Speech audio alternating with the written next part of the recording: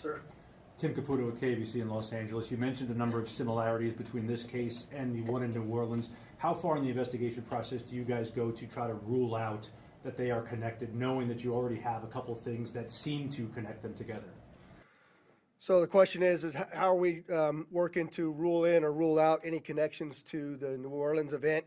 And the answer to that is every tip and lead that comes in, every piece of evidence that comes in, we don't discount it, we work it through it. You know, it's a interesting thing during these kinds of investigations that if these turned out to be simply similarities, very strange similarities to have. And so we're not prepared to rule in or rule out anything at this point. There's lots more for us to do in this investigation. We haven't even gotten into the phones or the computers, which are usually very, very instructive and informative to us as we investigate.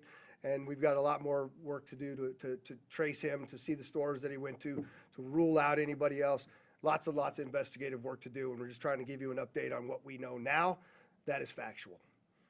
Rio Yamat, AP, was the gunshot wound to his head self-inflicted?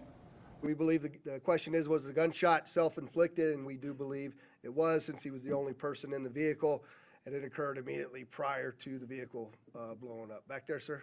Yes, sir. I'm Morgan Chesky, NBC News.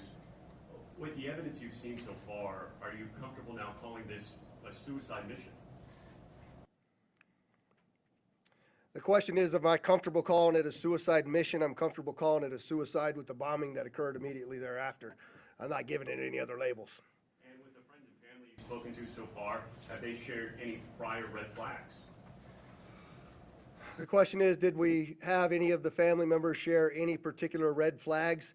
Again, I'll go back to what I know is circulating on social media, but none of that has been verified at this point. And final question real quickly.